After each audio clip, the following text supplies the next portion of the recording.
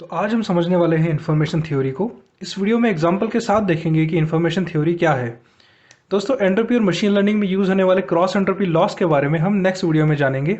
So stay tuned and इस video को and तक देखिए और सब्सक्राइब कर दीजिए हमारे चैनल को।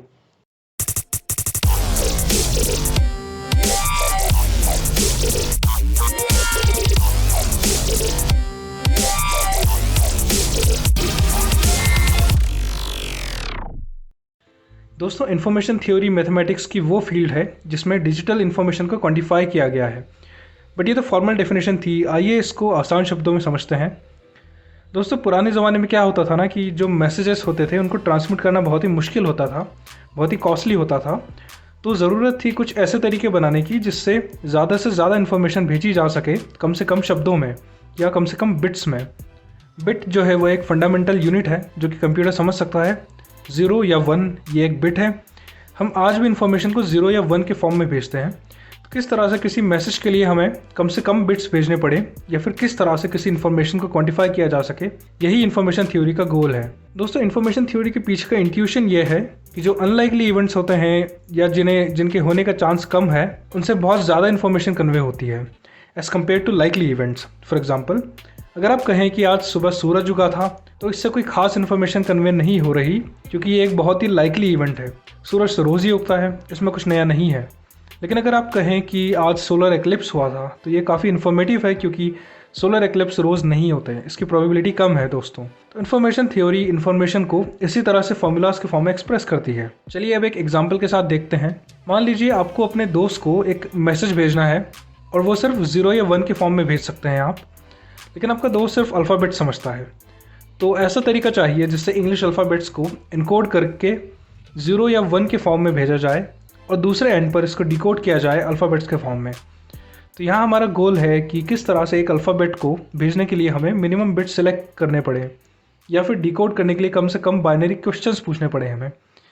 आइए इस प्रॉब्लम को सॉल्व करते हैं। चलिए अब सिर्फ एक अल्फ़ाबेट को भेजने की बात करते हैं अभी। तो जो पहला क्वेश्चन आपके दोस्त को पूछना चाहिए वो ये है कि क्या वो भेजा हुआ अल्फ़ाबेट n से कम है या नहीं। तो एक बिट हमने भेजा 1, विच मीन्स कि वो n से कम है, तो आधी पॉसिबिलिटीज हट गई यहाँ पर। अब हमारे पास बचे a से m तक अल्फ़ाबेट्स। अब अगला क्वेश्चन हम पूछेंगे कि क्या वो अल्फ़ाबेट g से कम है या नहीं।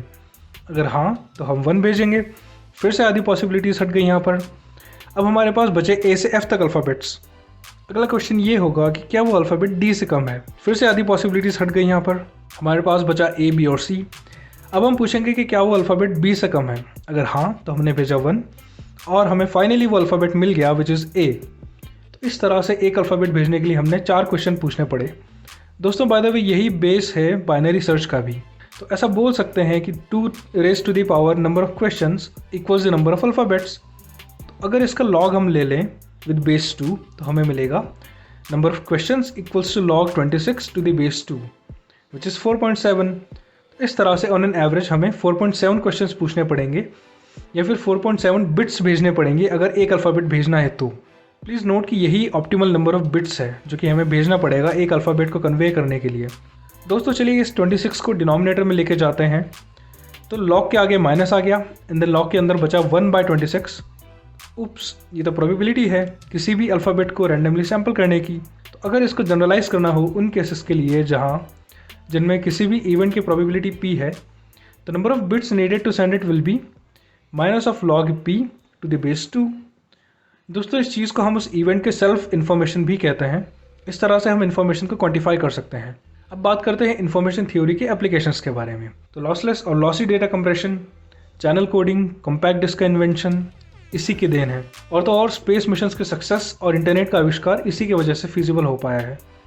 तो ये था इन्फॉर्मेशन थ्योरी का ब्रीफ। अब अगले वीडियो में हम एंट्रोपी और क्रॉस एंट्रोपी को डिराइव करेंगे इस फॉर्मूला से। सो स्टे ट्यून्ड एंड अपने डाउट्स को कमेंट्स में लिखिए, लाइक और शेयर कर दीजिए इस वीडियो को एंड सब्सक्राइब कीजिए इस चैनल को ताकि हमारी वीडियोस आप तक आ सकें।